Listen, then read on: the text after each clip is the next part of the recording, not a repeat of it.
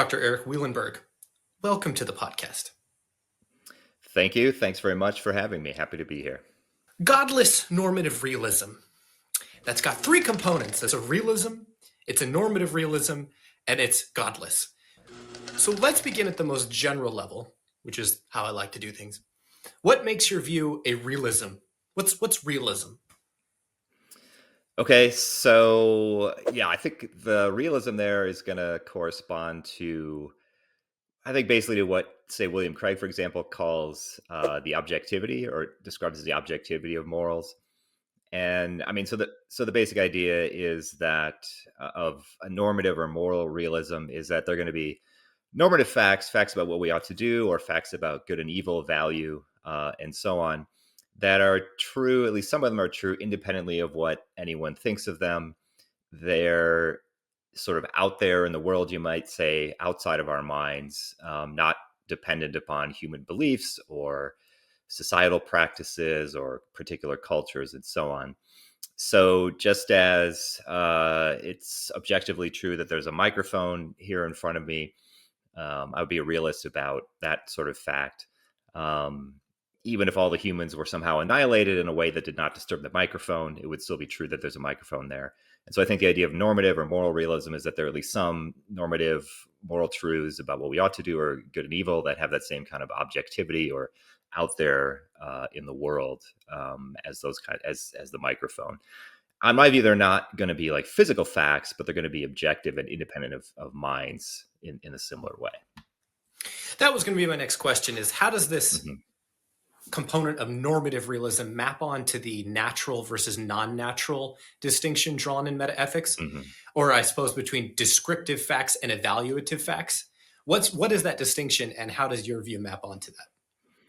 So, let's take the descriptive versus normative, or the is-ought distinction, which, I mean, very roughly, and I think intuitively, there's the way things are and there's the way things ought to be or should be. And obviously they don't always coincide. And then you asked, I think you initially asked about naturalism versus non-naturalism. So in the realist camp, there are going to be naturalist versions of realism, and there will be non-naturalist versions of realism. I think it's helpful to have in the taxonomy here the third category of supernaturalism, which would include like the divine command theory. And so the way I would describe, I think my view, the non-naturalist component is simply the idea that there are these moral truths, or let's think of like the moral or ethical features of things. So suppose we have a particular person torturing a baby for fun on a particular occasion. This is a standard philosopher's example. And so the idea that there's a question of, well, what's the nature of the wrongness of that particular action? Is it just some physical feature or natural feature of the act that could be studied or known empirically, or is it some other kind of fact? And I'm in the camp of the non-naturalists that say it's some other kind of feature. So you would have like the physical and natural features of the action, the agent's intentions, the particular movements that are involved in the torture, and so on. But in addition to that, you have the wrongness of the act, which I think is in a separate category and is not the kind of thing that can be studied empirically or, say, by the natural sciences. Just to say a bit more about this, I think there are certain parallels between, I think, metaethics and the philosophy of mind. So in philosophy of mind, there's a similar sort of debate about like conscious experiences. Are they just physical stuff like brain activity, or are they some other kind of different kind of state or feature, like in their own category? And so over in philosophy of mind, there's a position called like naturalistic dualism or property dualism that says that conscious experiences are their own kind of thing. They're not reducible to physical brain states. And so my view, this non-naturalist view, is, I think, the metaethical analog of that, so that the moral features of things are also sui generis. They're their own kind of thing in their own category, not reducible to anything else. So does the non-natural natural distinction map onto evaluative versus descriptive facts? Like, to say that something is a non-natural property, is that the same thing as saying it's an irreducibly evaluative or normative fact about how something ought to be that's not reducible to a statement about how something is, that like the sciences might explore? That's the idea. And Okay. within metaethics, there's a debate about whether the normative facts are irreducible in this way, and I'm in the side or the camp or whatever that thinks that they are. So That they are not reducible. Yeah, sorry. That they are irreducible or not reducible. Okay. Yeah, I spoke with Michael Humer about a month or two ago, and I think there are parallels between your views, although they might differ about how it is we come to know the truth about moral principles. But I think you're both normative realists. Yep, I think that's right. And I would put Humer and I. Yeah, there's a lot of similarities, and especially on this idea of the non-natural, irreducible nature of the truths, ethical and normative truths themselves. So he's got a book, Ethical Intuitionism, which I think is a fantastic book. And so I think in many ways he and I are birds of a feather, peas in a pod, whatever. Yes. When it comes to metaethics. So yeah, that's helpful for sure. Okay, and so let's keep exploring the metaphysics of your view, because I propose we look at both the metaphysics and then the epistemology of GNR. So what makes your view godless? Why isn't it just good old normative realism? Why do you have to offend the theists? Right. So I should say there's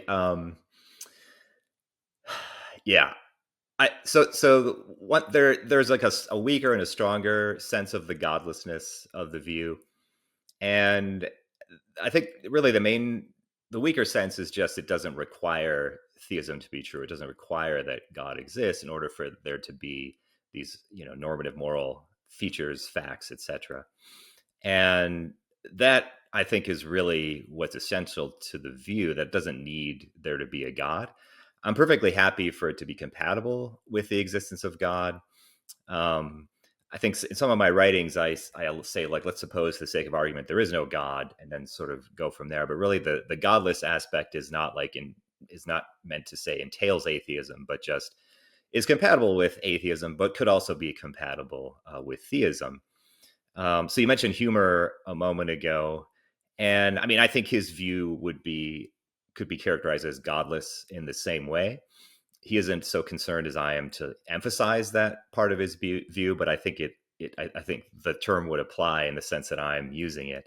And actually, just to bring us to situate the view in connection, with some others might be helpful. Richard Swinburne, actually, who's obviously a prominent Christian theist philosopher, I think has a view similar to mine, where he thinks even without God, there would be some moral truths. He just thinks that you have God as well. So the godless really just means doesn't require God.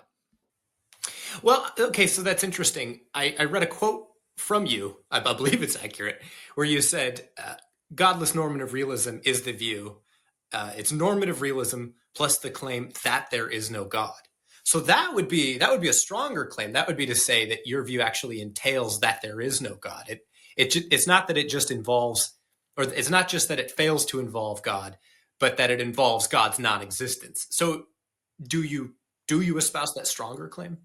Yeah, so like I say, that's the stronger version of, so it's like kind of weaker and stronger version. And sometimes in my writing, I just, for the sake of like, let's explore this view, an atheistic version of this view, I'll assume that there is no God. So in the stronger sense, yeah, it's basically this type of irreducible normative realism together with the claim that there is no God. And in fact, I mean, that is my position. I believe that there is no God. However, I think the sort of core elements, the normative realism part, I'm happy for it to be compatible with the existence of God. So I guess another way of putting it is, like, I don't think the irreducible realism entails that there's no God. It's just sometimes I'll add in as another independent component, let's suppose there's no God, and then explore that. Sure.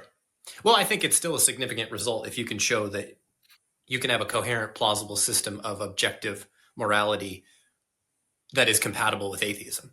That by itself is very significant. Yeah, it would be. That's the dream, because that's where a lot of That's the the debate dream. and the action is, of course. And so there, I'm sure we'll get into later the obvious connections with like the moral argument for God's existence Yes. with this discussion. Yeah. So Okay. So the title of your book is, uh, oh, I may have gotten it wrong. It's not, is it Robust Ethics or is it Robust Realism? it's robust ethics. Right. Okay.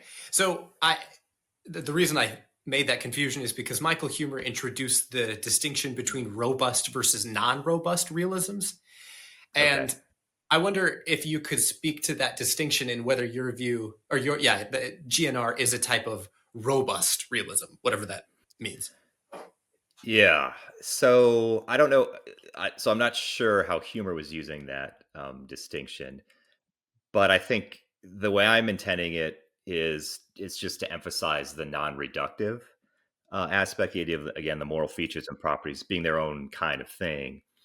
Again, as opposed to like a so there are reductive or like naturalistic versions of moral realism that are trying to say that the moral features or normative features of things, some way or another, they just turn out to be nothing more than some kind of physical or natural feature. So I think a helpful example or analogy that comes up in these when we're trying to think of like what reducing one thing to another, there's a staple that I think is helpful, which is if you think of the relation between water and H2O, where the idea is water just is nothing more than H2O. It's not like they're two separate things.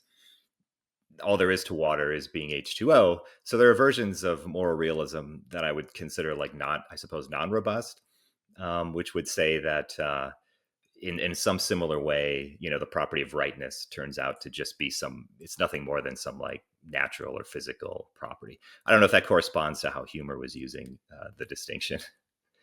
I think it does. That was my impression as well. So, in the effort to make it more concrete, what would be like a simple but readily understandable natural moral realist view?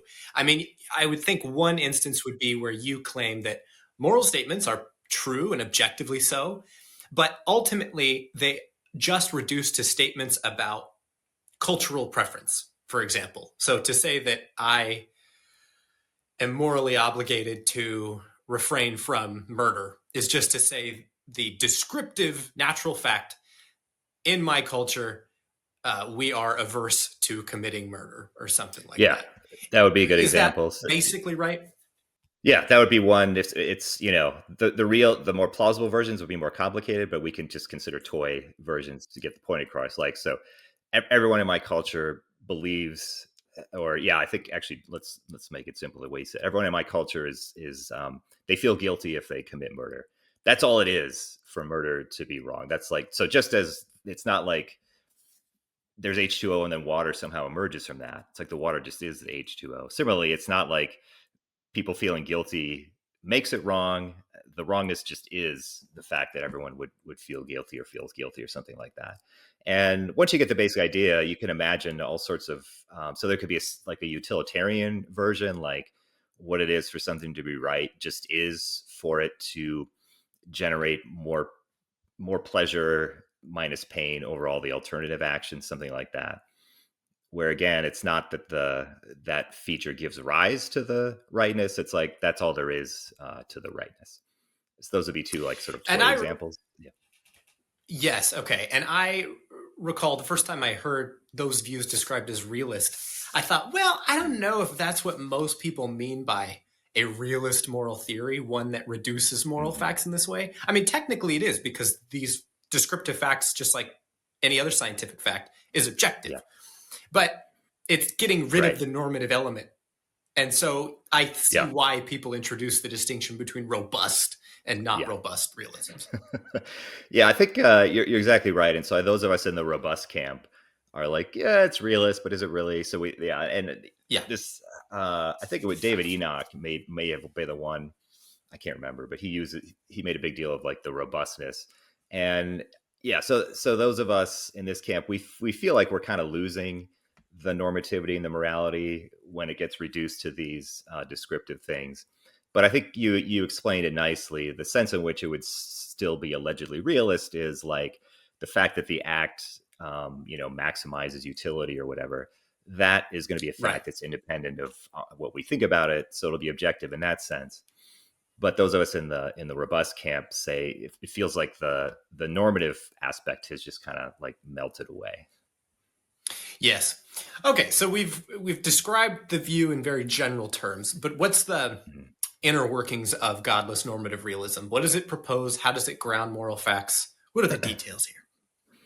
Okay, so I mean, there are going to be a lot of different ways of spelling out the details of this general view, but to give you a sense of how I think is a plausible way to spell it out. So first of all, you're going to have intrinsic goods and intrinsic evils.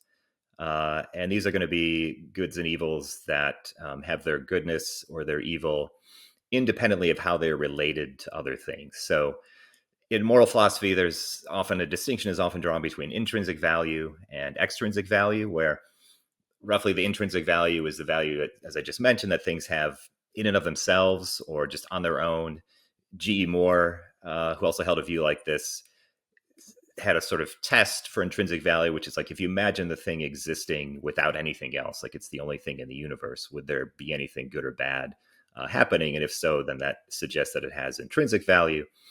Whereas extrinsic value is going to be the value a thing has because of how it's connected to other things. So a simple example might be something like money. So if you have a stack of cash, if that's all there were in the world, it really wouldn't be valuable. It seems like cash is valuable because of what you can do with it or what you can trade it in for. So how it's related to other things. So one of the sort of key elements of my view is that you've got a bunch of intrinsic goods and evils, and I don't think there's anything particularly revolutionary about what would be on my list. So pleasures, at least some of them, will be like intrinsically good. Pain, suffering tends to be intrinsically bad. Things like love would be intrinsically good, and there'll be a list of these intrinsic goods and evils. And then these intrinsic goods and evils are going to give us reasons for and against performing certain kinds of actions. So we just stick with sort of toy examples. If I'm walking home alone one night and I encounter a guy with his arm on fire, I realize this is a philosopher's example, but it'll make the point. Next to him is conveniently a bucket of water, but he's panicking, so he's not using the bucket to douse the flames. Nothing else. There's no other sort of values involved. So there's an intrinsic evil happening, the suffering of this guy. And I could very easily, end the suffering and put a stop to this evil.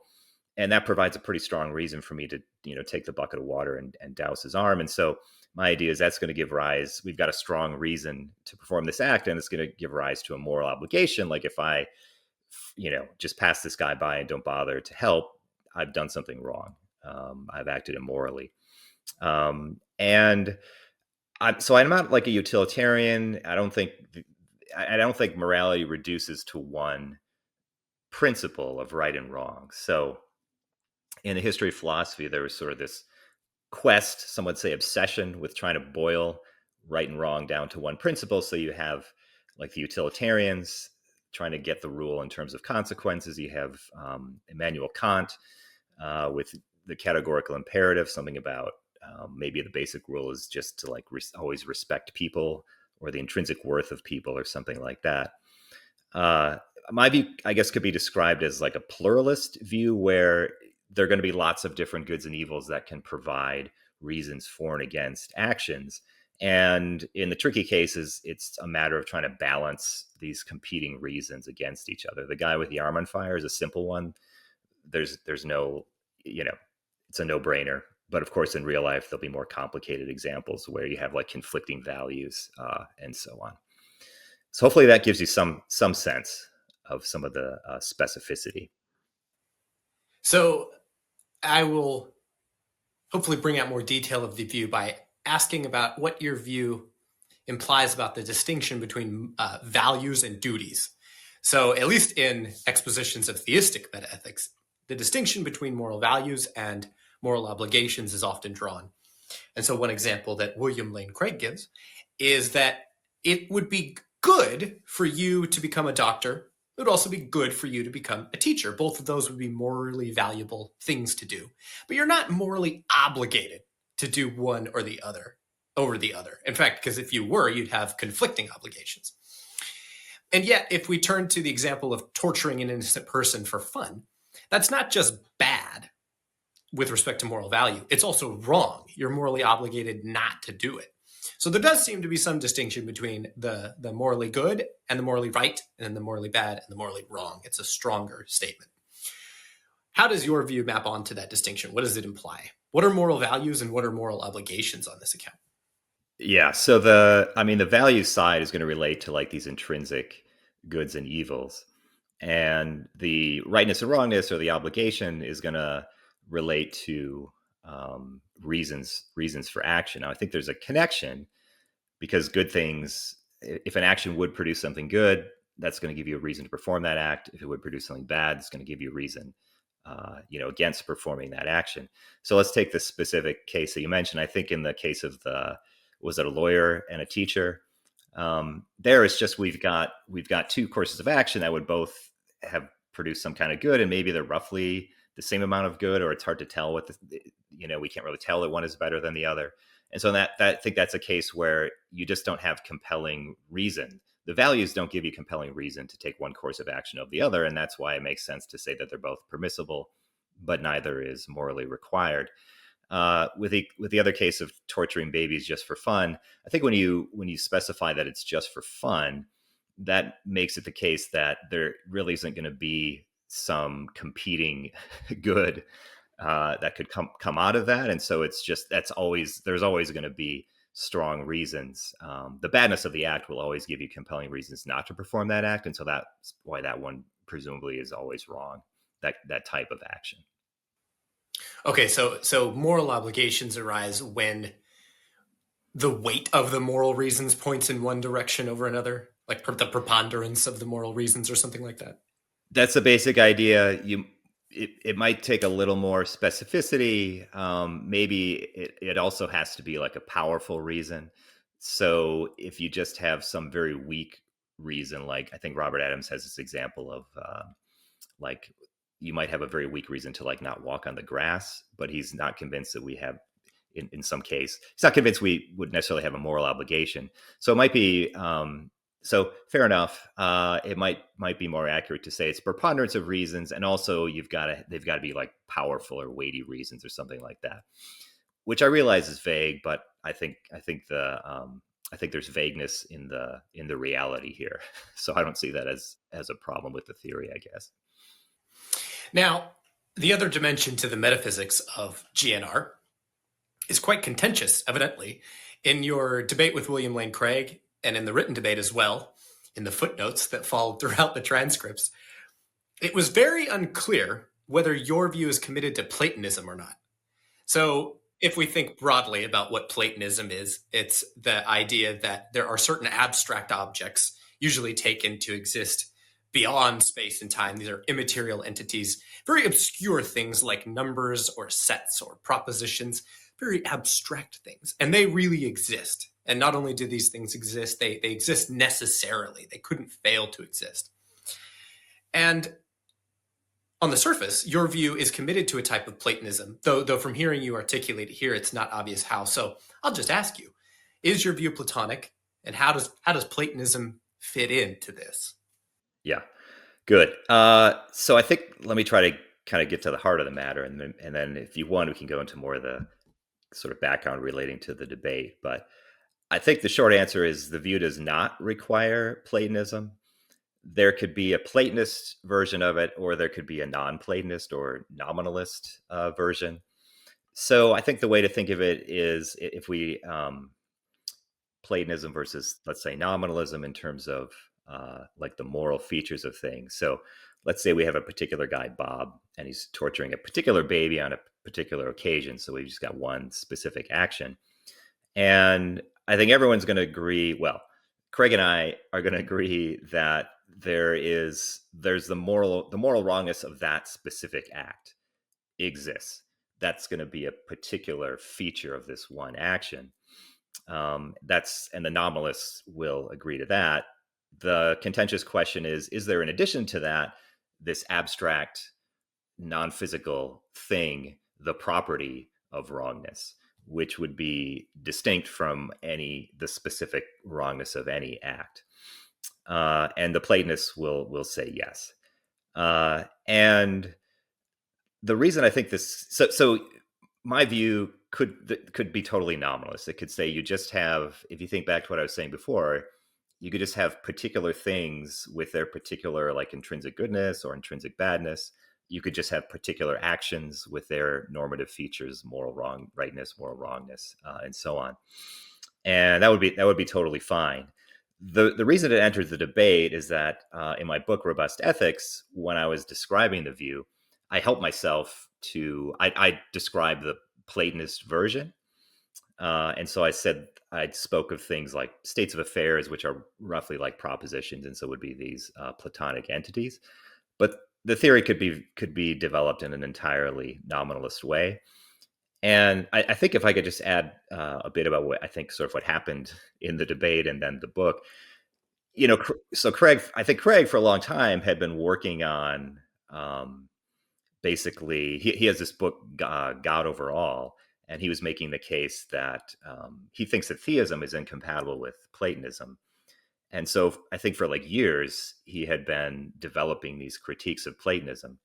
And so he sees my book where I'm helping myself to Platonism. And I think he got very excited. He was like, I'm going to annihilate Wielenberg's metaethics with all of these. It's like, he's like, this is perfect. I've got 10 years or whatever of anti-Platonist arguments. He's going down. He's like,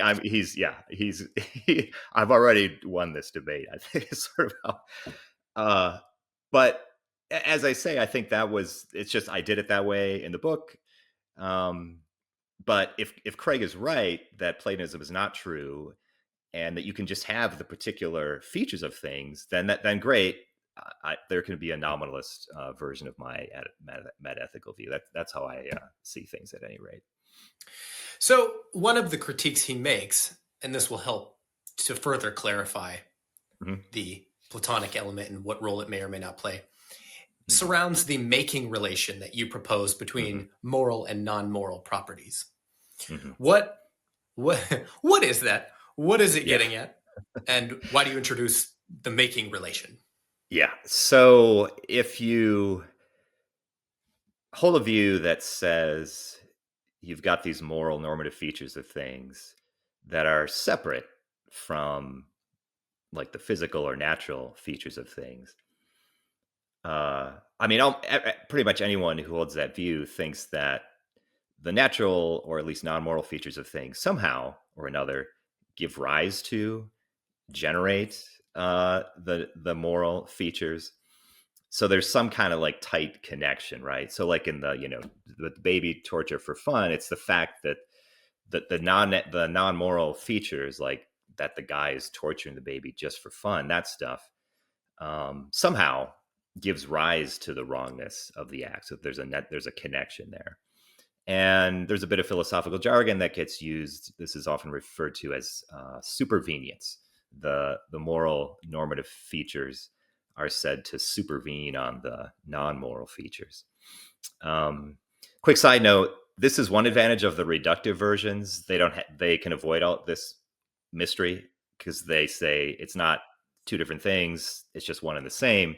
So, like water doesn't, in any interesting sense, arise from or supervene. It'll upon the H2O. It supervenes in a sort of boring, trivial sense, but it's a non-mysterious type of supervenience. The same thing. Yeah, it's like it's trivially supervenes. But if you have this non-trivial supervenience, now there's this whole question / mystery as to, okay, well, what grounds or explains the supervenience? Because the supervenience itself is just a logical relationship, and so it doesn't really explain anything. Like what makes it the case, or what's going on when the moral feature, like the wrongness, somehow emerges from like the non-moral feature, like the guy torturing the baby just for fun. And so I suggest that it's a making relation, which is actually going to be like a super strong causal relationship. And I think that I propose that because I think it mainly because it just best captures our sort of intuitive sense that in some sense, the fact that the guy's torturing the baby just for fun is, causing the act to be wrong, but it's not the sort of spatiotemporal cause and effect or connected by a law of nature. It's a much tighter, like a necessary causal connection. And so I just use the term making to refer to this like strong causal connection. So no matter what the laws of nature are, if someone is torturing a baby just for fun, necessarily that's going to cause the act to be wrong. Does that help somewhat? Yes. So then what is Craig getting at when he accuses you of committing us to a causal relationship between the concrete and the abstract?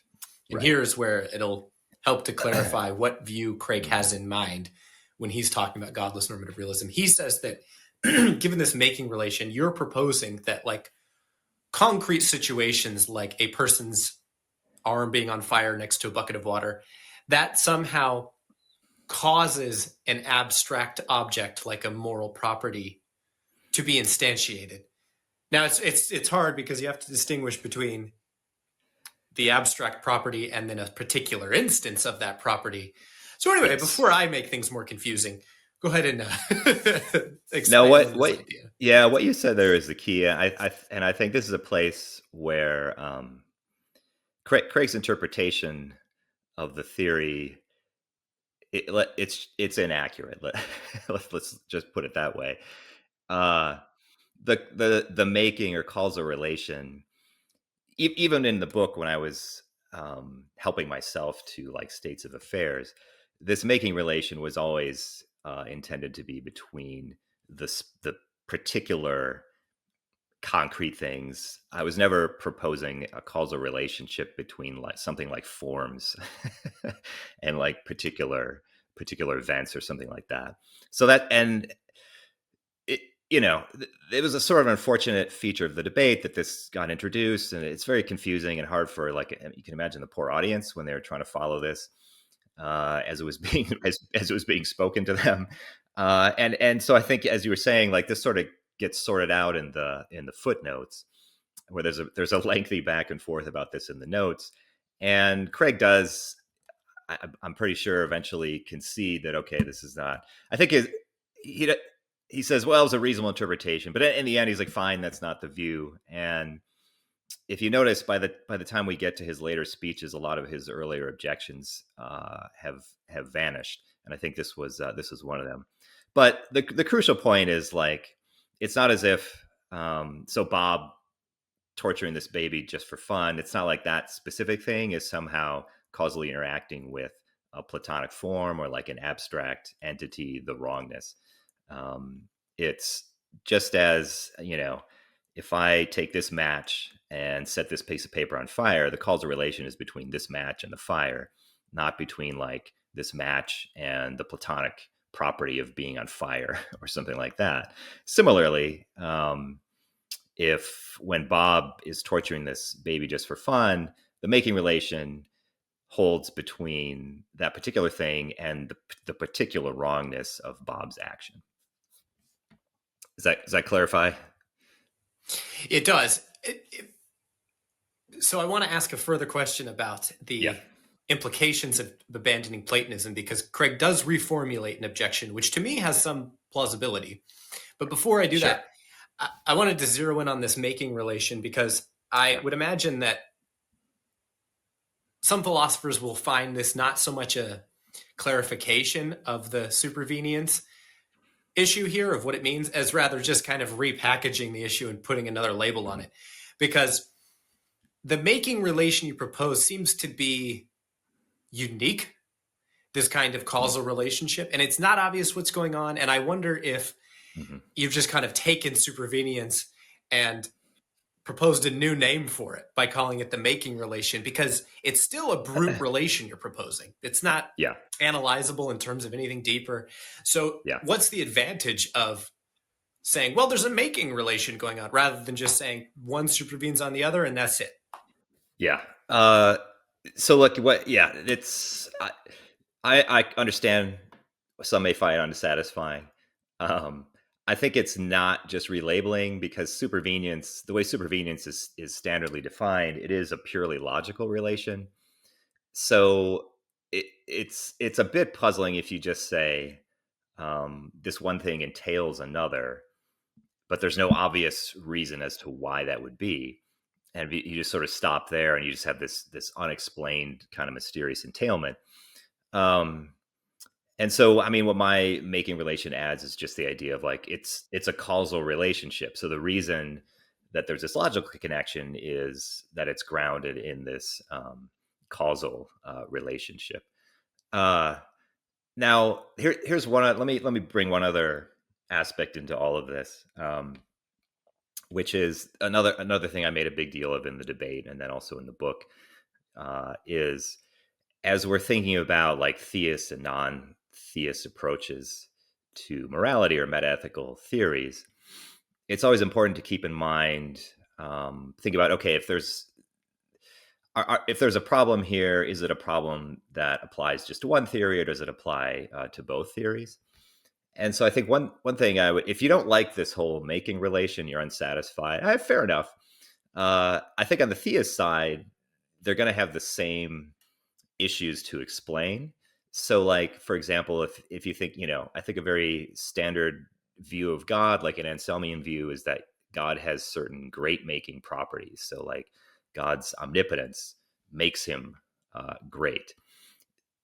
What you've got there is the same kind of connection between like a non-moral property, like being really powerful or being omnipotent or something like that, and some kind of value property of God's value or greatness.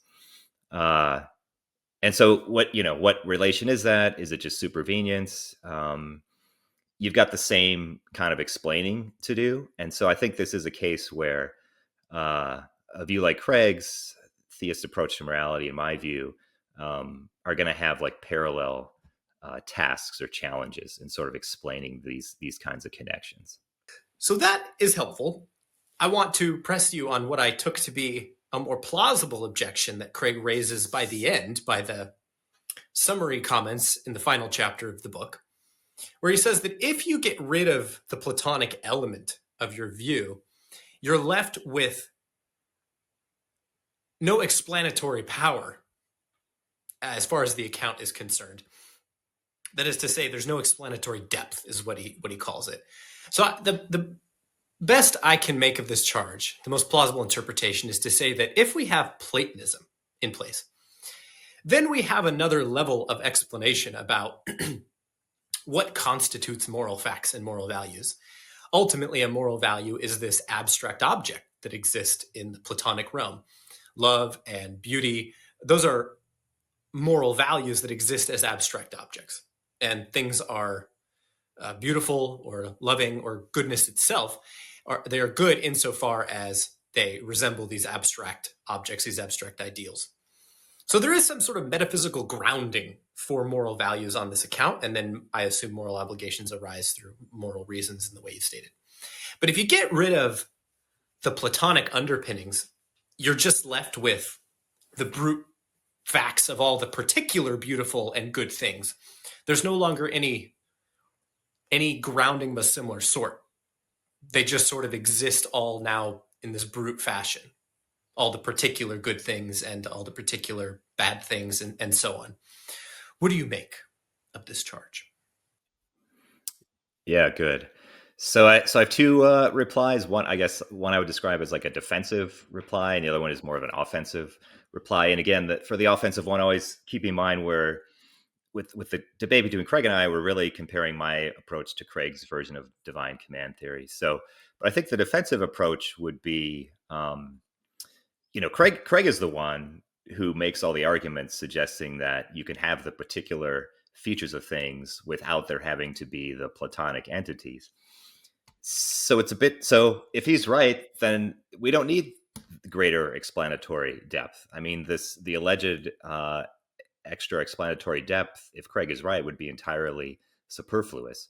So I suppose it's more a defensive thing specific to Craig. I'm not sure Craig can really make this charge, because his whole thing is that in the God Overall book is that you don't need the Platonic entities in order for there to be the particular things. And so if that's true, then we're not losing anything of explanatory or philosophical value.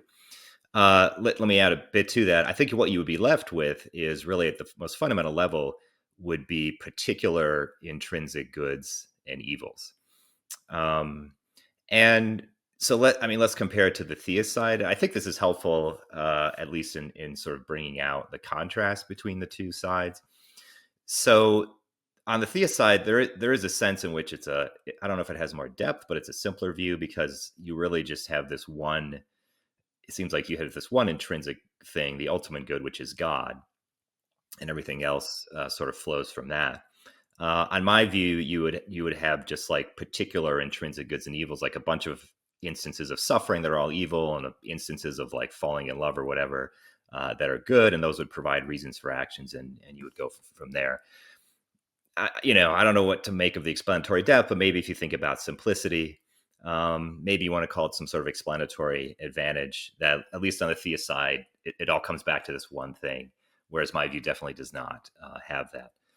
So that's so fair enough.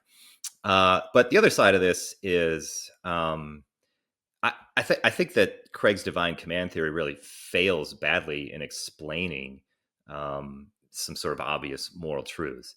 And so when you add that in, now that needs to be argued for. I'm just asserting it right now, but I'm thinking of the big picture. My take on it is, his divine command theory really cannot explain, and it seems to be at odds with certain basic features of morality. And so in that sense, I mean, this explanatory depth thing is sort of, doesn't really matter compared to that. If I'm right that his theory has this failing, it's like if you have two theories and one it has more depth and is simpler than the other, but it can't explain the phenomena you're trying to explain, then those advantages don't really matter. And that's frankly how I see it when it comes to Craig's divine command theory. Excellent. And we will devote part of this conversation to divine command theory and the objections you raised, because they're unique and they're interesting. But the last aspect of GNR I want to talk about is the epistemology. To me, this was the hardest to understand. And you'd probably agree. Things get quite technical in how you explain the way in which we know moral truths on this account. So before we get into why this is something a moral theory needs to have, why it needs to explain how we come to know moral truths, what is the epistemology of GNR? Yeah. So, yeah, I'm trying to now remember the details because it is kind of complicated. I think a lot of complexity comes from incorporating stuff from like empirical psychology about how we actually think about morality.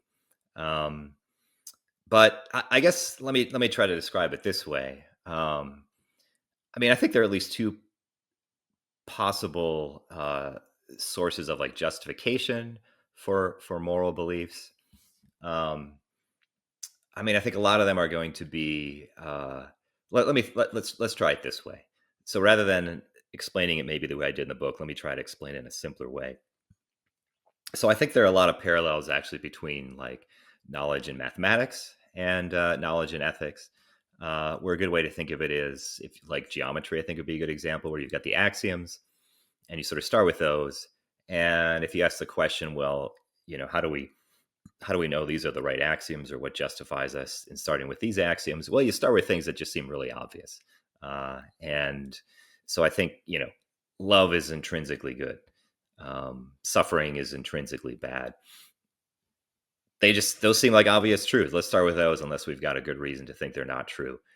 I think Michael Huemer has a similar approach. I don't know if you guys talked about his epistemology, where basically this sort of rationalist thing. His book is called Ethical Intuitionism.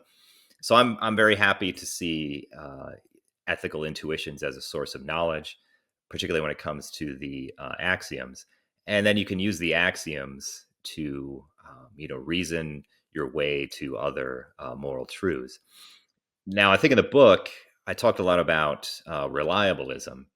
And so I think another aspect of it is there's going to have to be, we're going to have certain cognitive faculties or psychological tendencies. Like if you actually see somebody torturing a baby, or another famous example in philosophy, torturing a cat just for fun, you're going to have a certain emotional response to that intuitively, and that's going to lead you or give you the belief that what they're doing is wrong. And as long as that psychological tendency is reliable in the sense that it tends to give rise to true beliefs, and that's going to be another source of justification. So I don't know how much we want to get into the weeds of epistemology here, but in epistemology, there's this debate between internalism and externalism. So internalism roughly says it's stuff inside the mind of the believer that's going to provide the justification. So if you have like an intuition that something is wrong, that's going to be the source of knowledge. And then you have externalists who say it doesn't really matter. It's just, you've just got to be, reliabilism is a version of this where it's like, do you just tend to have correct beliefs? And I'm open to basically both kinds, both sources of justification. So in some cases, we'll have the moral axioms, which we should accept them because they just seem obvious. They're like moral starting points. And then we're also going to have, reliable intuitions, which will be to some extent acquired from culture, upbringing, and so on. And so you're going to need to have the right sort of upbringing in order to get reliable moral belief forming faculties. Hopefully that provides some sense. Well, yes, it shows that your view is open to different alternative camps in epistemology, which is good. It's a good thing. So, but I think that leaves you with less material to address evolutionary debunking arguments that I think attack any kind of robust moral realism. And as I understand it, the idea is just roughly that evolutionary theory entails that every aspect of us, including our cognitive faculties, is selected for its survivability. So we have the cognitive faculties we do ultimately because it helped us to survive. But it's perfectly compatible with survivability to have cognitive faculties that issue in all sorts of false beliefs. And it might even be the case that we could have completely unreliable cognitive faculties that deliver a majority of their deliverances are false beliefs, so long as they result in the right kind of external behavior so that we survive. And Alvin Plantinga has several different examples of how that could come about. And so as a general point, that seems right. Evolution selects for what helps us to survive rather than what is true. And especially in the case of moral beliefs,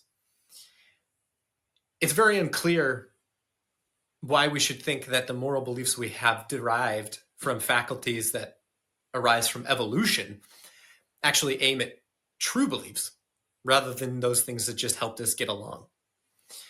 So how do you address that challenge? Okay. So I favor what's called, there's a category of, or type of strategy for responding to the evolutionary debunking arguments as they're known, which has come to be known as the third factor strategy. And so the idea is, the sort of question is like, or the challenge, I suppose, is, okay, if we have some moral belief, and let's suppose that moral belief has been shaped by evolutionary forces, and let's suppose those forces aim at not necessarily truth, but survivability or some kind of advantage. And then we have like the moral fact. And so the question is, what is going to secure some sort of reliable connection between our moral beliefs and the moral facts if they're out there in the world? And so the version of this third factor strategy is trying to make the case that there could be some third thing that explains why the belief and the moral facts would actually go together, despite all the evolutionary influence. So let me try to give a thumbnail of my version, which will account for this is going to have to be just part of the story. But I the version I tell focuses on rights.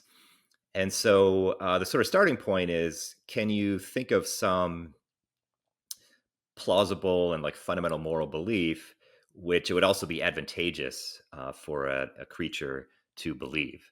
And so my idea is, if you think, if suppose you believe that you have certain rights in a strong sense, like the right not to be tortured just for fun, or enslaved and taken advantage of in various ways.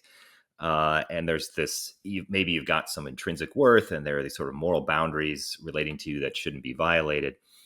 Well, that could provide you with a very strong motivation to resist various kinds of oppression and victimization and so on. I mean, a sort of weird kind of thought experiment, if you just imagine two creatures, and one has this belief in its own value and rights and so on, and the other just doesn't have those beliefs. Everything else being equal, the creature without these beliefs sort of won't mind if it's exploited or taken advantage of.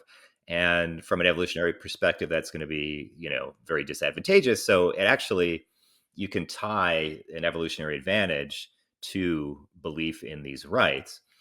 And I think it's so, suppose we have these rights, now we've got this sort of connection.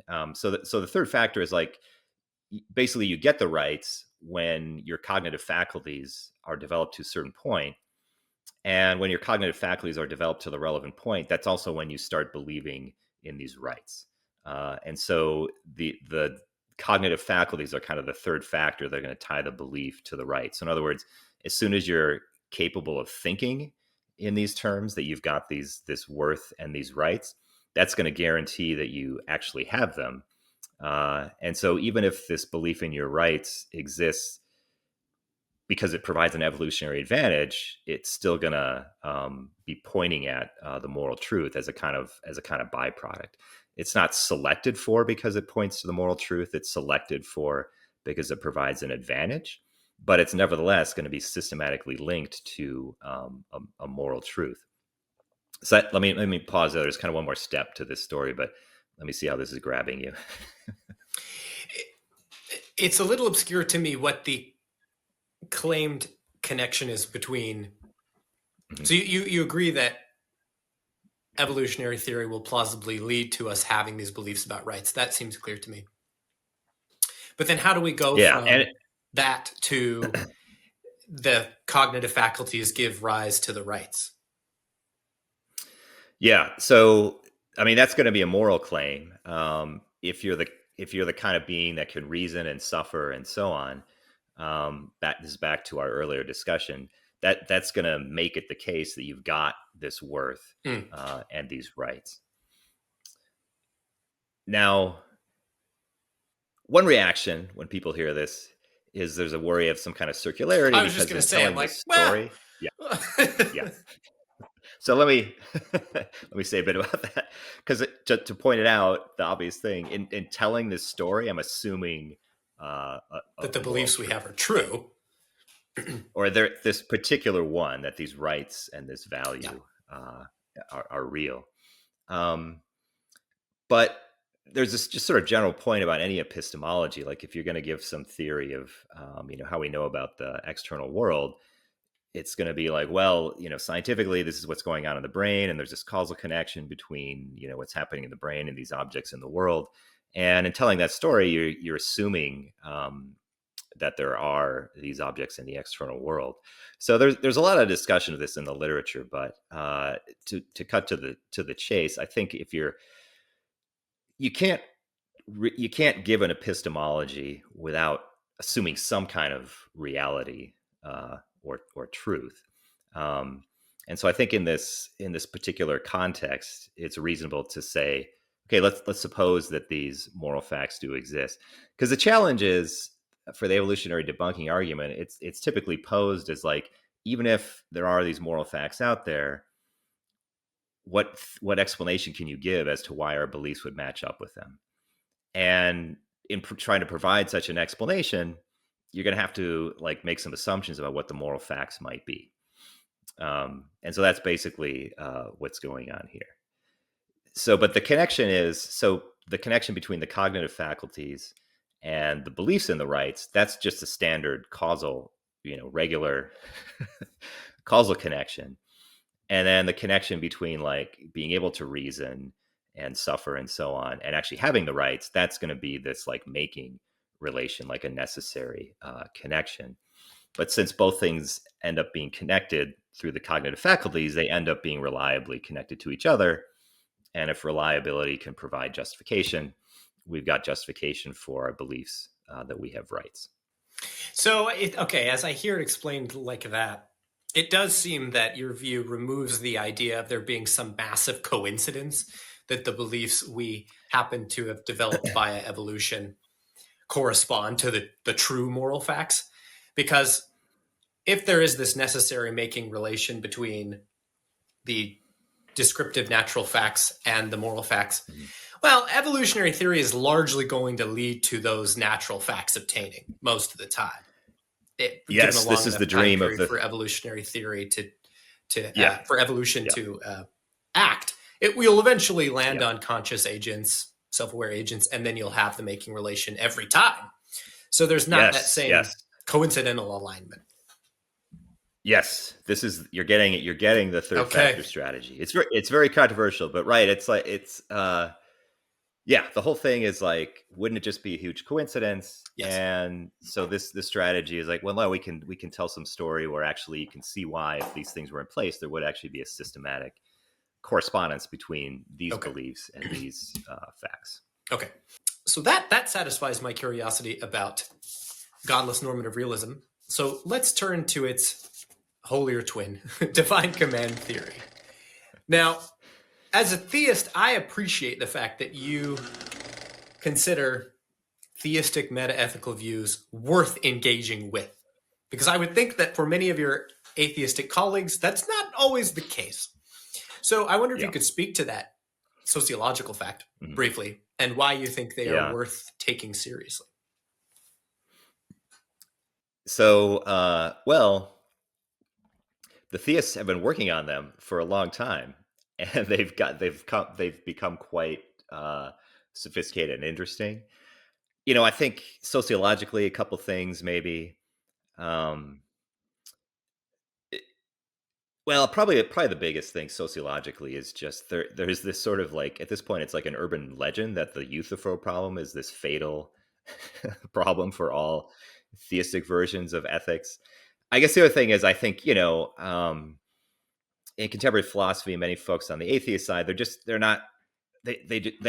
don't take theism as a whole super seriously. And so they're not, sort of related to that. There's a kind of disdain for like theistic metaethics. And they feel like, well, didn't Plato teach us whatever 2,000 years ago? This is never going to work. And that's about as far as it goes, which I think is regrettable and lamentable and so on. And so I'm glad you appreciate my interest, because I'm trying to take it more seriously and definitely move beyond the Euthyphro, because I want to say to my fellow non-theists, you guys, the theists have been working on the Euthyphro for like 2,000 years. They have very interesting responses. So one of the things I try to do in critiquing divine command theory is, if you notice, the word Euthyphro does not cross my lips except when I'm saying like, let's move past the Euthyphro. Yes, I appreciate that. What is wrong with the Euthyphro dilemma in that case? This will make a nice snippet from the atheist philosopher debunking. All right, fine. I will. So, I think, okay. So how does this go? I mean, the key thing is, so the Euthyphro, actually there's different ways of understanding the Euthyphro dilemma. But maybe I should just say what I think is the interesting theistic response, which, say, like Robert Adams, for example, and then William Craig, who often I think follows Robert Adams when it comes to divine command theory. The basic idea is that God's character is the standard of good and evil, and his character is what it is essentially, and is not under the control of his will. So one important thing is that, Craig makes a big deal of this, the distinction between value and command and moral obligations. And so the one building block in this reply is that the values, God does not will things to be good or evil. Instead, they're good or evil. This is how Adams says it, depending on if they resemble or conflict with God's character in the right way. So being a loving, if a person is loving, that person's lovingness will be good because it is relevantly similar to God's lovingness. God isn't willing that the person's love be good. It's rather this resemblance relation, and so that's not dependent on God's will.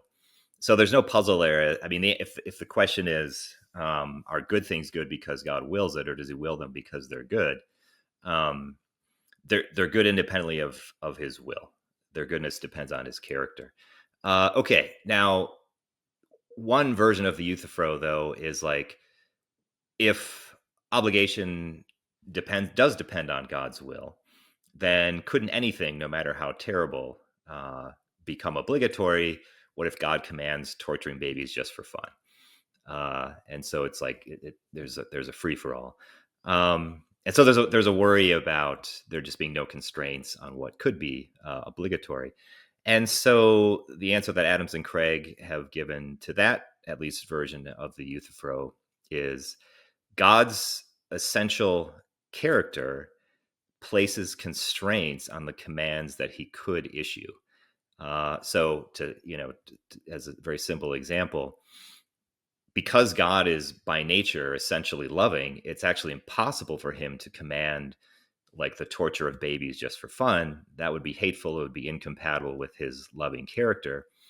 And so, that literally cannot happen. And so the basic idea is, for Adams and Craig and others, that God's character can actually impose these restrictions on what it is possible to be morally obligatory. So a simple version of the Euthyphro is like, well, if right and wrong just depend on God's will or God's commands, then anything could be morally obligatory, and that's implausible. And so divine command theory is false. The response here is, divine command theory does not imply that anything could be morally obligatory, because there are some commands that it's actually impossible for God to issue because of His perfect character. Now, there are replies and counter replies and so on. However, it's, to me, very disappointing how many people on the non-theist side think that the first move yes is fatal, and that's it. Right. I mean, it just goes to show that philosophy does make progress. It's not the same kind of progress you see in science of leaps and bounds into understanding the nature of the universe, but it's subtle and slow, but still very real in the conceptual realm, where we come to understand views more and more, and the dialectic progresses and things become more sophisticated over time. And that's happened in the case of divine command theory. Even if you reject it, things have advanced past the simple version of the Euthyphro dilemma. That's just the case. I agree. Yep. So I suppose I might cut this out and put it at the beginning. But as I understand it, the basic contours of divine command morality, as divine command theory, as Robert Adams and William Lane Craig expressed it, is that, as you said, moral values are grounded in God's character. Things are good insofar as they resemble God and who He is. And moral duties or obligations arise from God's commands to us. And so in this way, we have a moral realism, but one that is grounded in a concrete individual in God. Do you have any other details to add to the picture, or is that basically, that's right? That is definitely the core. Okay. Yeah. Okay. So then you, in your debate with Craig, issued 3 objections to divine command theory, which are largely unique and I thought very interesting. Now, the first objection is that DCT entails that there is one and only one feature of a situation that can give rise to moral obligations. Say more. What is this problem? Yeah. So, right. I mean, on divine command theory, God commanding something is the one and only thing that can possibly make that act obligatory, and God forbidding it is the one and only thing that can make an act morally wrong. And in line with my generally pluralist approach, I think there are lots of different things that can make actions right or wrong. And if there is a God, I think divine commands could be one of them. But I mean, this is a very simple objection. I just think it's a mistake to think that they're the only thing. So, I mean, to make this point in the debate, I gave a sort of extreme example of, you're deciding between like just easily pushing a button that would prevent like 100 holocausts or just like taking a nap, and there's no other relevant considerations. And there's no God, or at least God hasn't commanded you to do anything. But if you take the nap, you're neglecting to prevent this just incredible amount of evil. And by the way, even on the theist view, if God does exist, the evil would still be evil, because again, on their view, the values don't require any commands from God. This, I think, is an important point. So I think both, Craig and I would agree that if you don't push the button, you're just allowing tons of evil to happen. And my view is simply that alone, without God, willing or commanding anything, is enough to give you an obligation to push that button. Whereas Craig's view is, no, God's got to say something, to put it sort of, bluntly. And that just seems, implausible and sort of unnecessary, right? It's like, if you're, an analogy would be like, you don't need your parents or the government to tell you that you should push the button. It's just obvious. The fact that you could prevent the evil is enough to make it so that you could push the button. You don't need your parents, you don't need the state, and you don't need God to do anything else to make it obligatory to push that button. So what do you make of Craig's counter response that you seem to be thinking too simplistically about how DCT conceives of our reasons for acting? Because he says you can arrange moral obligations hierarchically so that my obligation in a particular circumstance is grounded in a more general obligation, and it relates to other things, other obligations I might have, and other moral values perhaps. But that its own DCT only proposes that as you go all the way down to the foundation of this hierarchy of moral obligation, only there is when you could only appeal to a divine command. But further up the hierarchy, there obviously are various other non-divine command related features of a situation you can appeal to. I think is the gist of his counter reply. Yeah. I didn't. This is a case where I didn't quite get how it was really supposed to address the objection. So, like, the way to think of the example is, I think the simplest way is like, God has commanded nothing. I mean, you could suppose there is no God, but you don't even have to do that. Let's just suppose, for whatever reason, God has issued no commands at any level. So there's no general fundamental commands at all. You still should push the button, right? And if it's like, why is it wrong not to push the button? Because if you take the nap, you're just you're knowingly letting this horrible thing happen, and you shouldn't do that. Now, so like, this whole other thing of levels and so on. My point is, all that is just unnecessary. You've got all the ingredients for wrongness and obligation.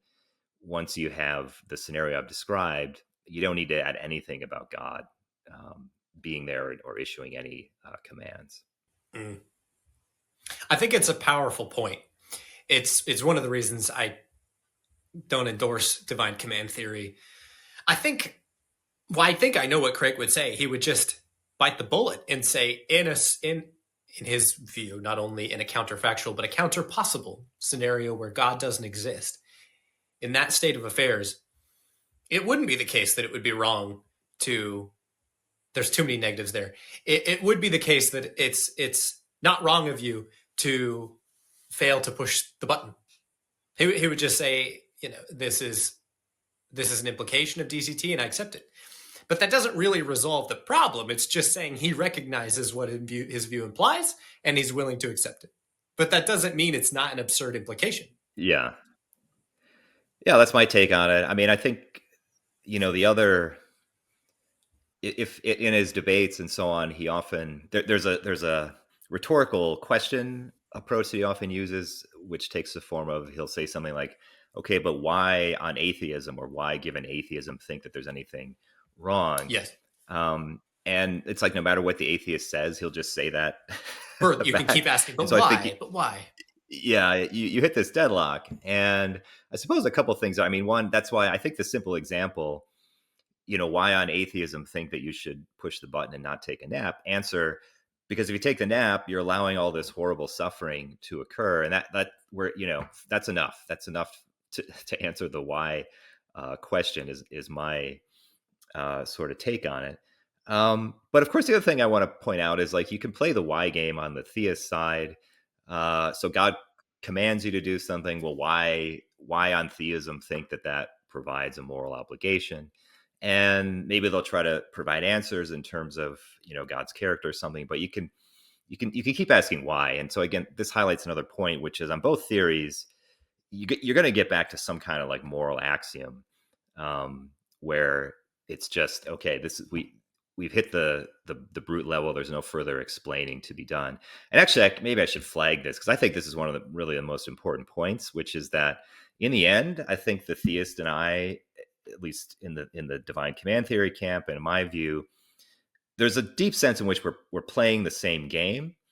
We're both going to end up inevitably relying on some kind of moral normative axiom, which itself has no further grounding or explanation.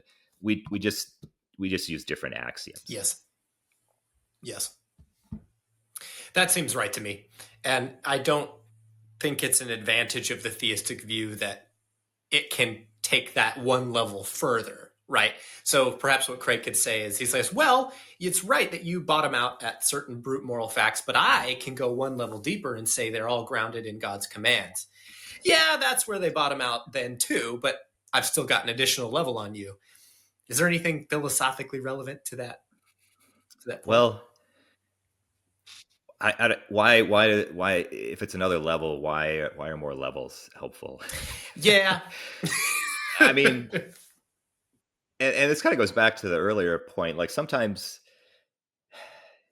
it's like it's almost too many levels, right? It's like in that example where it's take a nap or prevent 100 Holocausts or whatever. It's kind of going too far. I think it's a mistake to say that you need another level. So it's not helpful to say, well, there's a command from God and that's what makes it wrong. It's like that. Yeah, that level, the idea that you need that level is actually kind of a mistake. That's how I would tend to look at it. I mean, as you can imagine, I've looked at a lot of what Craig has to say on these issues. And I think another thing he'll often say is whenever the atheist proposes a kind of moral axiom or stopping point, another sort of move he'll make is he'll say, well, this seems arbitrary, and it's just the theistic stopping points are less arbitrary. That's another, I think, claim they often makes. And I guess my thinking there is like, okay, let's see what the axioms are, and let the whoever audience or reader decide which is more arbitrary. And again, to me, something like suffering is intrinsically bad doesn't seem arbitrary at all. It seems like a perfectly reasonable stopping point. Yeah, I incline to agree. So the second objection is that DCT implies that non-believers have no moral obligations. Interesting take. What's the idea there? Yeah, and as you're probably aware, this objection morphed into, yes, I think, a much more interesting objection involving psychopaths. Yes. I don't know. Do you mind if we just go right to the psychopath thing? Sure, we'll jump to that. I think that one's pretty fun. Okay, but so the connection is, and by the way, let me just Robert Adam, if anyone is interested in like the best and most developed form of divine command theory, the book to read is called Finite and Infinite Goods by Robert Adams. This is the masterpiece of explaining and defending divine command theory. It's very long and challenging, but totally worth it. Okay, so I say that because this objection arises from a topic that Adams discusses, which is a very interesting, it's to Adams' credit that I think he realized that this is an important part of divine command theory, which is basically what actually is a divine command, or what does it actually take for God to issue a command to someone. And I say that it's to his credit because I think this is often taken that it would just sort of be obvious, there's no deep sort of mystery here. But if you start thinking of examples, you can see there's some complexity to this. So like, if you just think of, the human to human case, if I know that my son is deaf and I'm yelling at him to clean his room, have I commanded him to clean his room?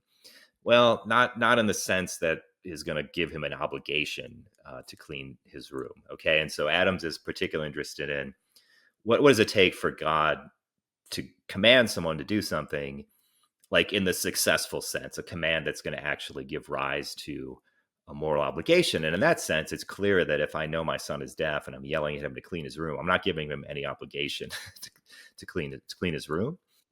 So the key, I think, point that arises from this is Adams realizes the commander has a certain responsibility.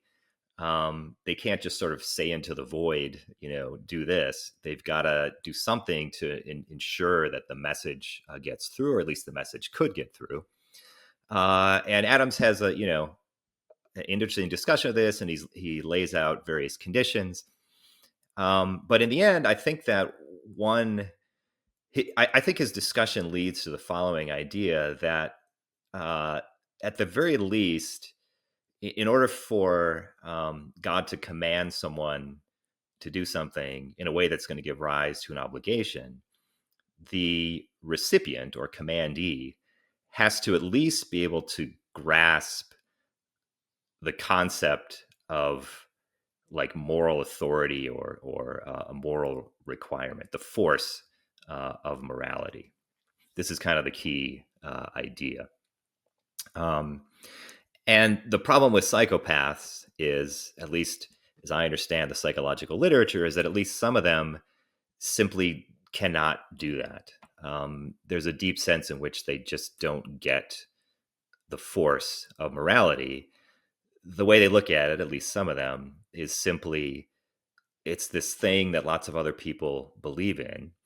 But they just literally don't understand what it means for something to be like morally required. They cannot feel or grasp the like oomph of that.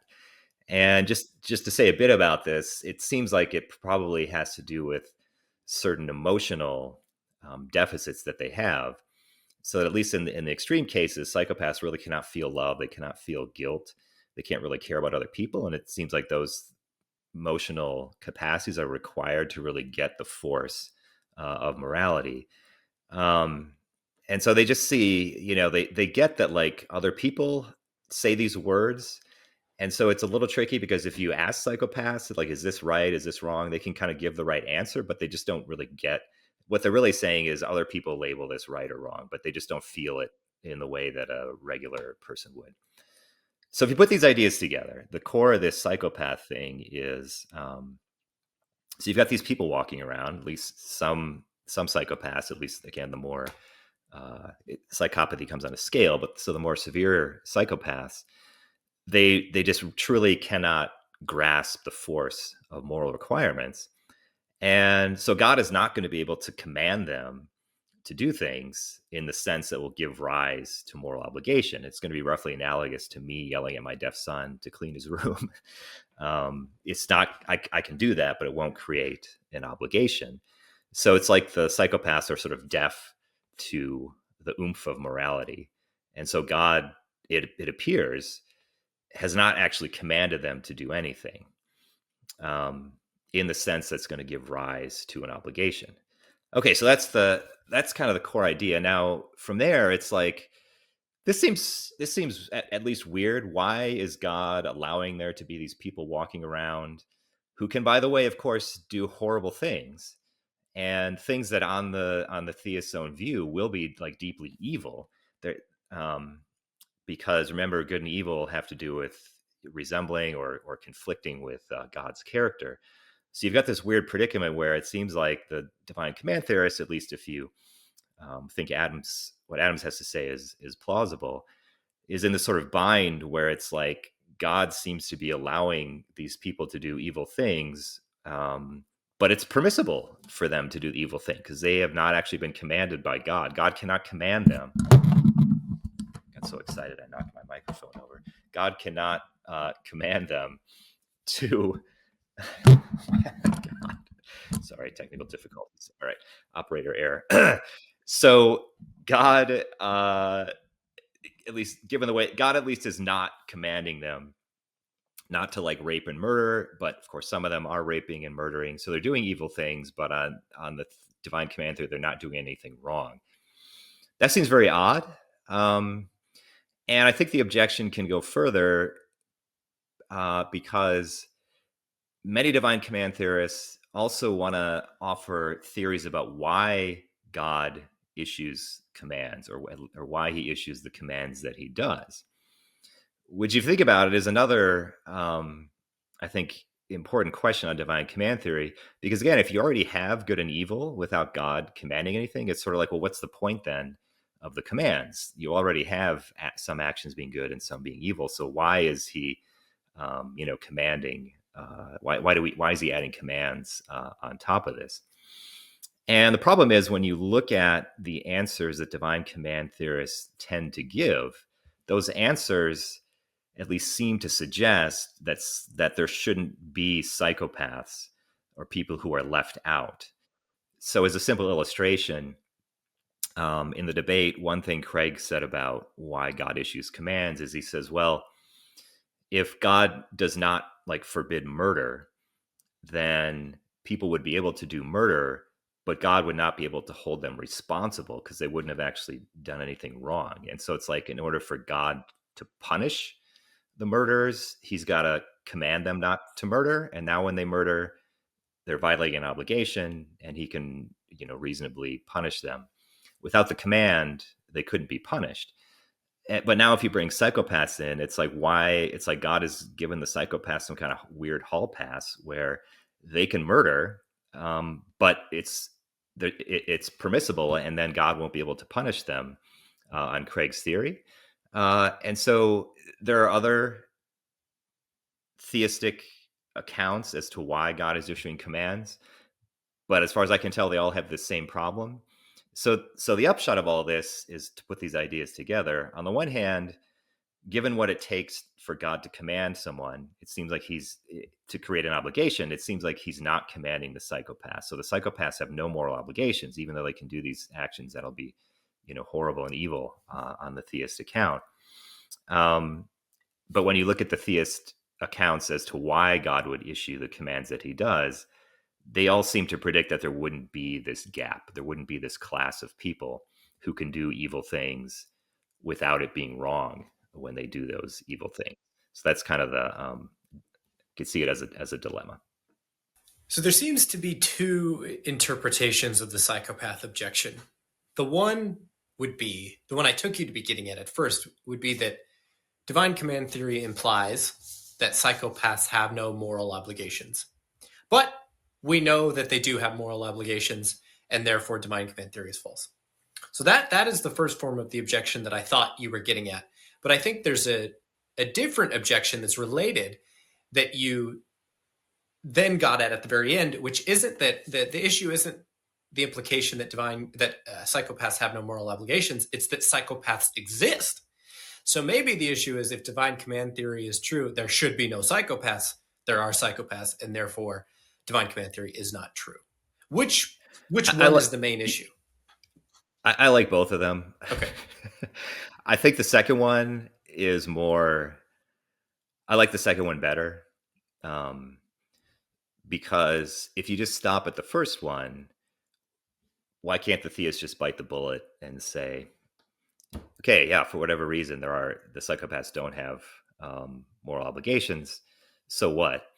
I think things get more interesting when you turn to this other issue or question for the divine command theorist, which again is, why is God issuing commands? What's your theory about why he's issuing the commands that he does? And then that gives rise to, yes, the more interesting objection, where, as you described it, basically, given their theories as to why God issues commands, you would predict that there would be no one that is exempt from his commands in this way, which is to say there should be no psychopaths. So in response to that first objection, that's where I think Craig has a very convincing response, which just is to say that this is going to be a problem for any ethical theory. It's going to be very difficult on any metaethical view to ground the claim or to justify the claim that the psychopath has moral obligations. I would think, even specifically with godless normative realism, it too implies that psychopaths have no moral obligations, because on this account, moral obligations arise from having decisive moral reasons for some action. But for the extreme psychopath, they don't have any moral reasons to do anything, it seems to me, and therefore they have no moral obligations on this account. I mean, I think everyone is troubled by, how do you hold someone accountable for their actions when they just don't know what it is to be wrong or right, when they have no feelings of guilt or remorse? Most people will reflect on that and say, just independently of your metaethical account, it's very difficult to come up with a justification for the claim that psychopaths are doing something morally wrong and they should stop, and to punish them in a retributive way. You might say, well, we should sequester them in jail so that they don't propagate evil to other people. But that's not quite what we feel when a psychopath does something extremely evil. We think that what they've done is intrinsically wrong, irrespective of, and that they deserve punishment for those things. And just in general, I think it's going to be hard to justify holding a psychopath accountable for their actions given these stark facts about their psychology for anybody. So what do you make of that reply? Yeah, so I think there's a move that can be made, which I think is plausible, which is to distinguish between, let's put it this way, in some cases an act can be wrong and yet the person should not be blamed or punished for doing it. So there can be such a thing as like blameless wrongdoing. And I think my take is that would be what's happening with the extreme psychopaths who just cannot grasp morality.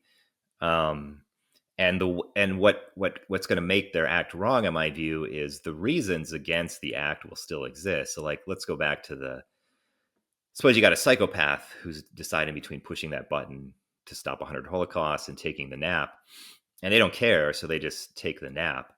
I think the reasons to push the button are still there, but maybe we would say that since the psychopath is incapable of really grasping them, maybe they shouldn't be punished. I mean, maybe, but that's at least a possible take on this. But the reasons would still be there, and so the act itself would still be wrong.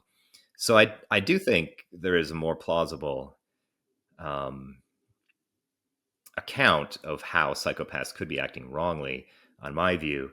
And again, this is on the divine command theory side. The sort of sticking point is the particular way that commands function. As Adams emphasizes, they're a speech act, and so they follow certain rules. And those rules are, at least the ones I'm focusing on here, are sort of distinctive to commands and therefore divine command theory. And so I think don't really generalize to like all normative theories. But maybe you don't like all that. And that's why the other version, which is actually just trying to create an internal, it's arguing there's an internal tension within divine command theory. I do think that one ends up being more interesting, because clearly there isn't going to be any sort of parallel on the non-theist side, because what gets the tension going is the idea that God shouldn't basically allow there to be psychopaths. And of course, you don't have anything like that on the non-theist side. Mm. Well, I don't know that I have anything powerful to say in response to the second version of the objection. Is this just a species of the problem of evil? Or would it not be, because it does seem to arise as a plausible implication of a specific plank of divine command theory? That the reason God issues commands to us is so that to hold us accountable for our actions. Mm-hmm. Because as we said, there's this distinction between what is right and good and what is bad and then what is wrong. And it's we can't be held accountable necessarily for doing something bad, because maybe there's only two bad outcomes. It's when we do something wrong, when we violate an obligation, that's when we've done something wrong and can be held accountable. And the response is God issues these commands so as to have the means of holding us accountable for engaging in certain actions or not engaging in others. So then the issue would then be, well, there's this group of people that exist, psychopaths, who can do things with impunity. God has not issued commands to them. Yeah. Okay, I see the problem. Yeah, that was perfect.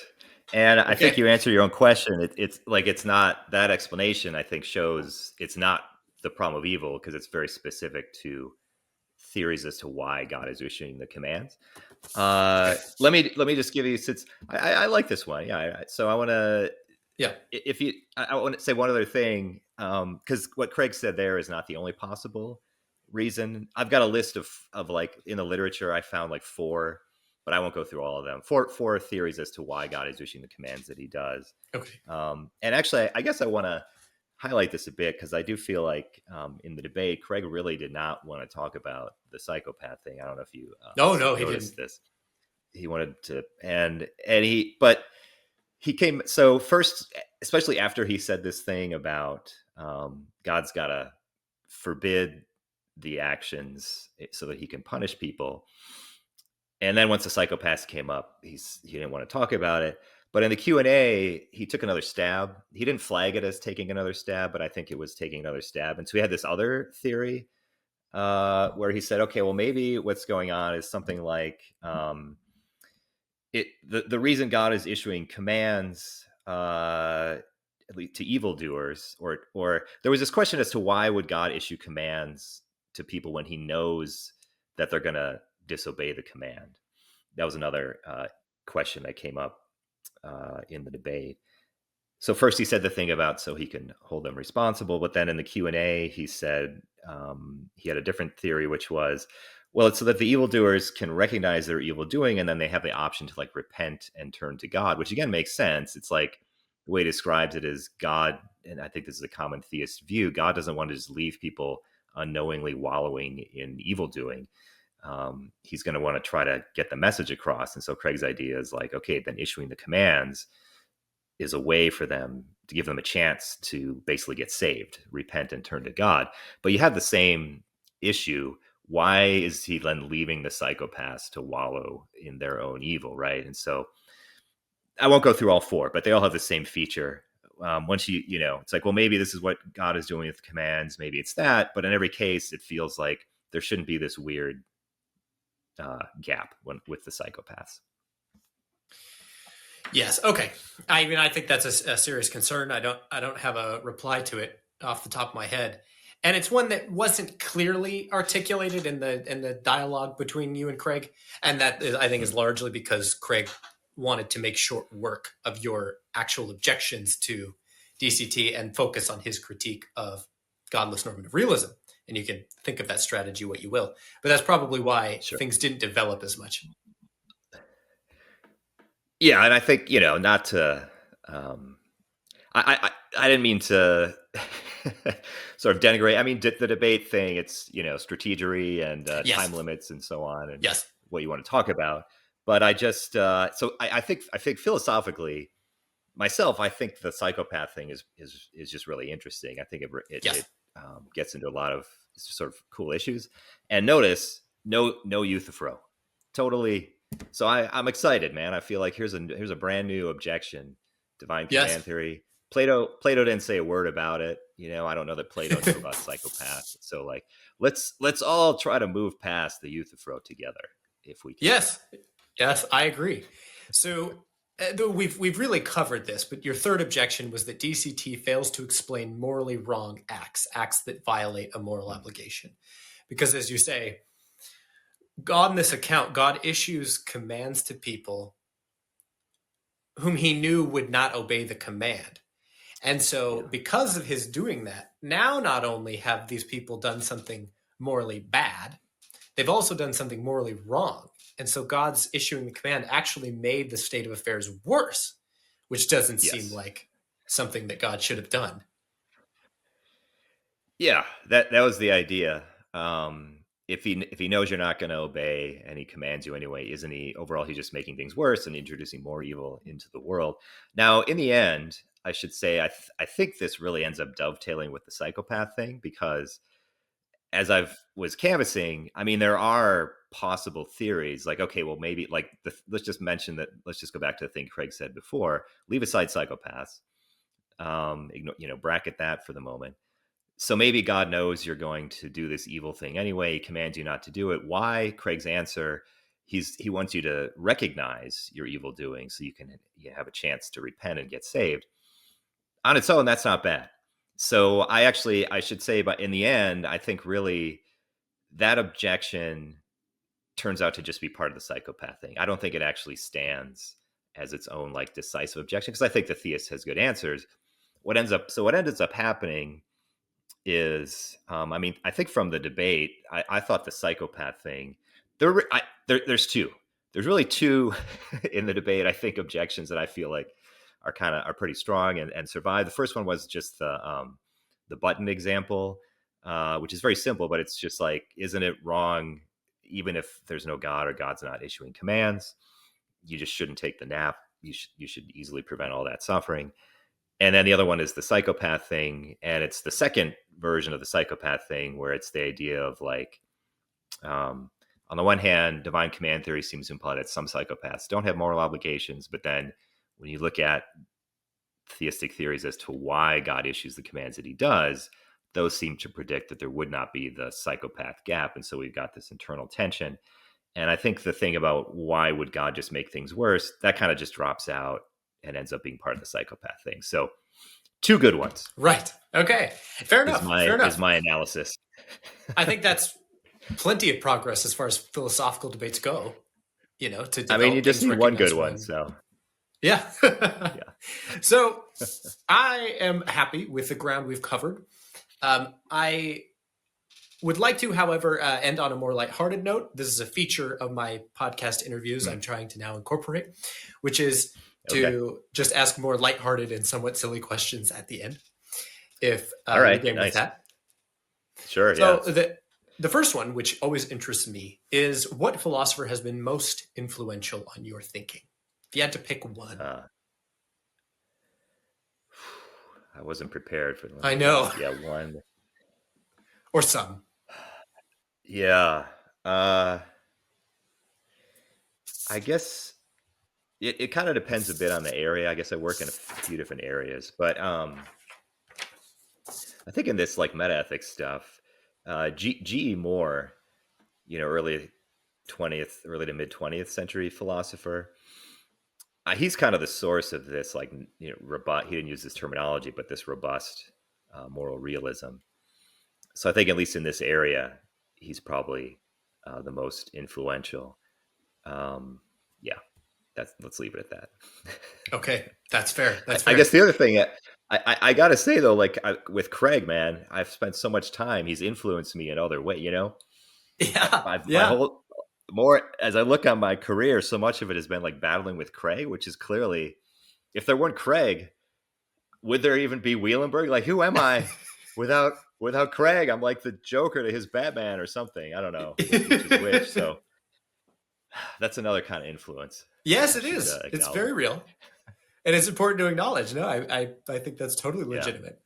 Yeah. I wouldn't have come up with this psychopath thing without like Adams and Craig. So, well, no, I mean, a lot of the motivation behind Godless Normative Realism is to serve as a response to these more sophisticated developments within theistic metaethics. And Craig has been part and parcel of that. Certainly in the public sphere, he's done more than anyone else to bring people into that conversation.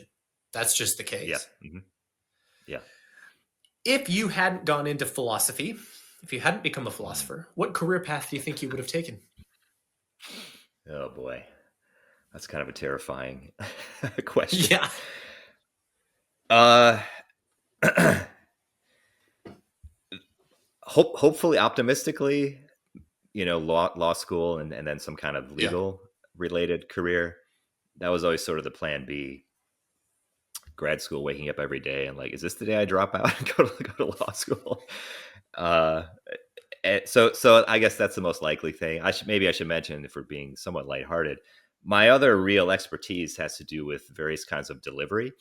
So I was a Domino's delivery driver. I delivered beer for a while, and later in grad school, I actually had a job as a bus driver, so delivering humans. So Yeah. if not lawyer, then clearly some kind of just driving around, Yeah. delivering stuff.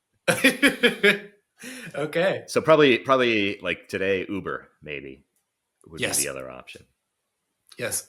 And finally, we'll close out on this. It's a bit self-serving, but if you had to give one piece of advice to a philosophy student about to embark on his PhD in philosophy, what would that piece of advice be? Totally just asking for a friend. Yeah. Well, maybe a couple. I mean, I would say, I mean, this is true when I was coming up, as they say, but I mean, it's more true now. I mean, definitely have a plan B. Because I mean, I don't need to tell you how tough the job market is. But I guess the other thing, how to put it. I mean, I think you want to find your own sort of niche, or maybe how should I put it? Follow your own genuine interests, I guess. Because I think sometimes, again, because of the job market pressures, I think people sometimes are motivated to sort of specialize in areas that maybe they're not super interested in, or they're not their sort of top interest, but they're thinking to the job market. But I guess my take on it is, like, if you're going to do that, just do the lawyer thing and make a lot more money. Do you know what I mean? It's sort of like, if you're going to do philosophy, then do the topics that you really care about. It doesn't, to me, make a lot of sense to like go into philosophy where you're not probably going to make a ton of money, and then do a thing that you're not really interested in, or that's kind of the worst of both worlds. So like, your plan B should just be to be a lawyer and make the money that way, and your plan A should be to follow what you're truly interested in. I hope that's not destructive. Well, I don't know. I'll relay that to my friend. We'll see what he thinks. Okay. All right. Well, thank you so much, Dr. Wielenberg, for coming on the channel. I think people will get a lot out of this conversation, so I appreciate it. I hope so. I'm sure everyone will be persuaded to convert to GNR. They just might. But I really enjoy this, and thanks for the opportunity to talk about this stuff. It's really had a good time. So thanks, man.